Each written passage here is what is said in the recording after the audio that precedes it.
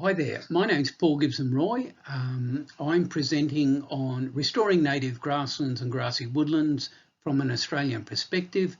It's a real pleasure and an honour to be giving this presentation in the Restoring Understory Diversity Symposium.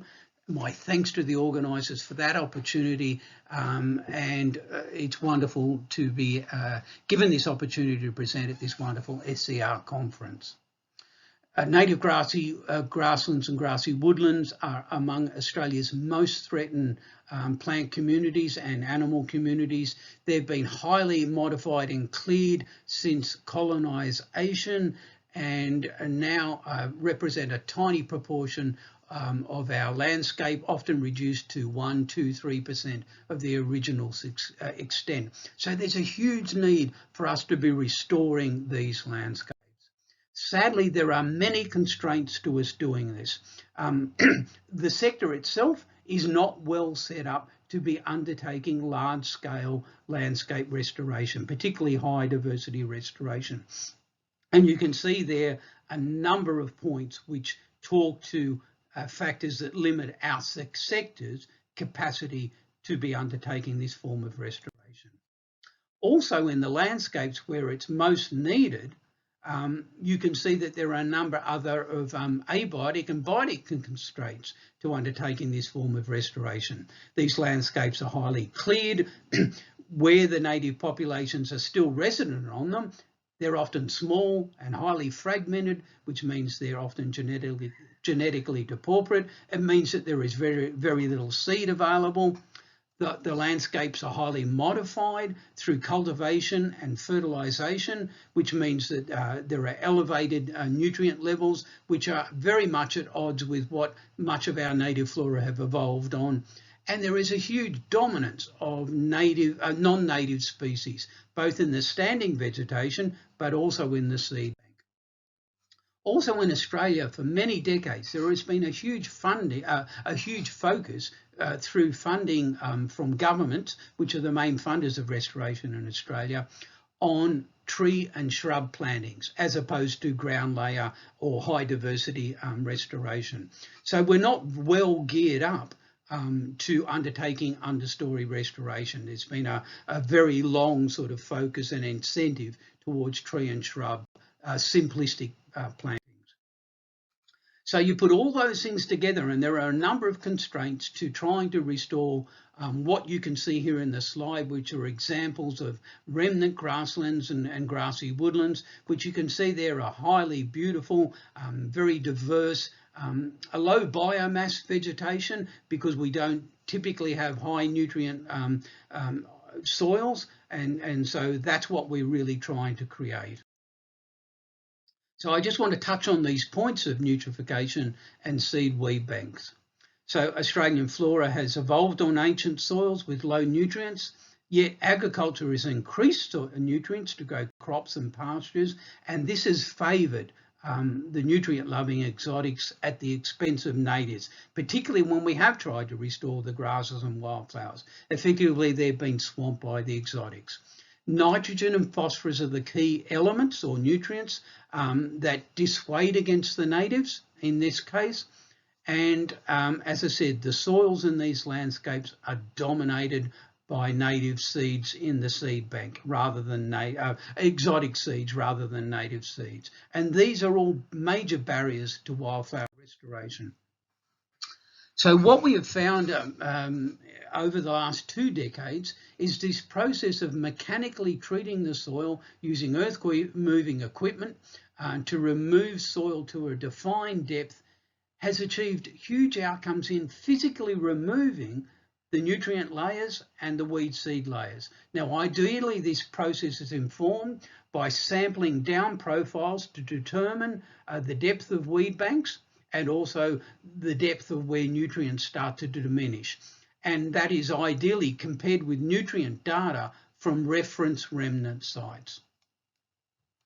So I'll just give you a very quick snapshot of a couple of graphs where over a number of sites, and these are old sites that programs that we set up probably 2 decades ago, where we set up a number of plots across regions right across the state of Victoria on different soil types and different regions, but where we removed soils and we didn't remove soil.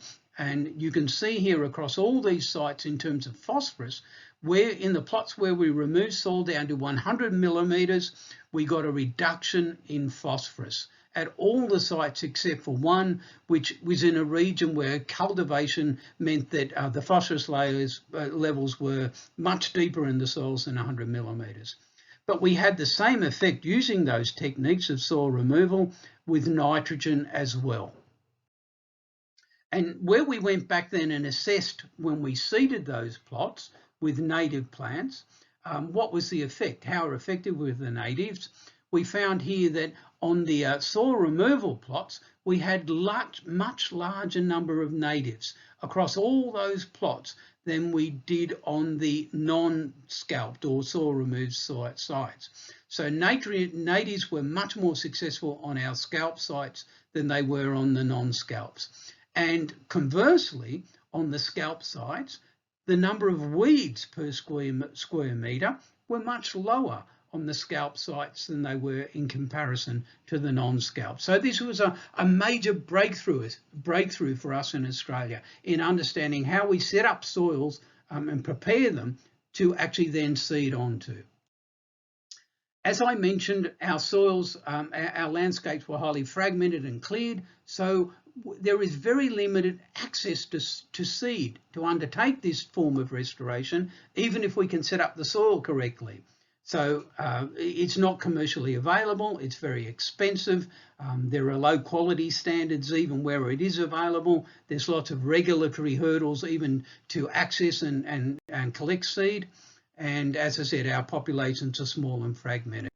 So what we found was we had to go to seed production or seed increase, as you call it in the Northern Hemisphere often, to generate the seed in the quantity, quality and diversity we needed to undertake direct seeding. So here is just some shots of some very simple systems, just growing in boxes and containers to generate seed from species, but we've also done it at larger scales, as you might have in the Northern Hemisphere.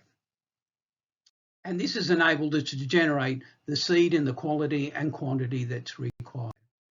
So I want to finish my presentation just giving you some examples of grassy restoration that have been successful. But all these, I would stress, are reliant on seed production.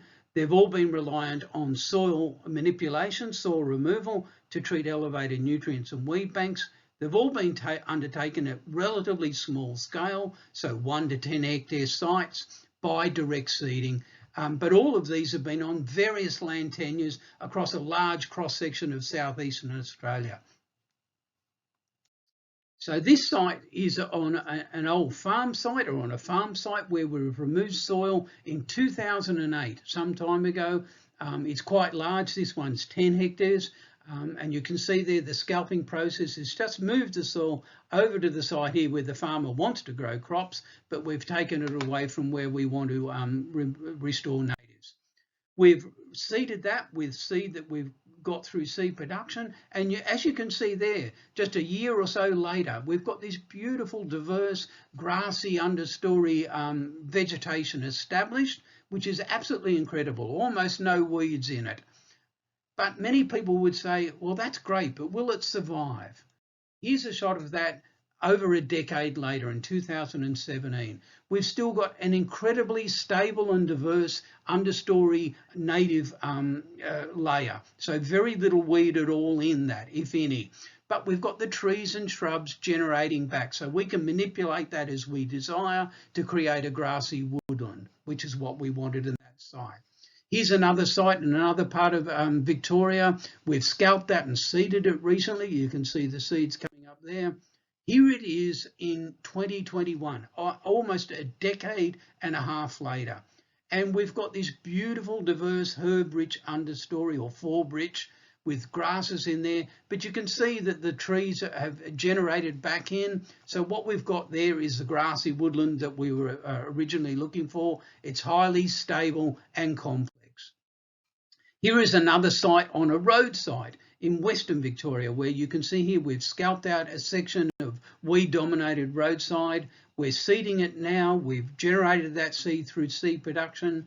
The seed mix contains a whole range of species, including nationally threatened species. Here it is in 2010, 2 years after seeding. It looks wonderful. There it is in 2017, looking even better. The diversity of species here is actually increased. And there it is in 2020, as stable and resilient as ever. Incredible that we've been able to say that these sites are not only successful in the short term, but they're surviving and improving in diversity and resilience. We're finding huge amounts of invertebrates and other fauna are moving back into these sites. So I want to finish my presentation by just flicking through some sites that we have restored, but just showing you, the established vegetation. So New South Wales, beautiful herbage site. Laharam in Victoria, this wonderful grassy understory that we restored under a tree canopy. In Melbourne, Victoria, beautiful fallbridge restoration. Sydney, a much larger grassy restoration. In Narellan in New South Wales, a beautiful wildflower restoration. A grassy restoration under intact woody vegetation. So we removed all the exotic component under, as I described before, and sowed in the natives. But again, a beautiful grassy woodland, very rare. So what we've got here in summary, in Australia, we've been able to demonstrate that it is feasible to restore species-rich, functional, persistent grasslands and grassy woodlands. The key elements to success are seed production and soil manipulation. Sadly, what has impeded the uptake of these approaches at landscape scale are a lack of market incentives to undertake this form of restoration in the landscapes where it's most needed. But we know we can do it, and that's the big thing. Thank you very much.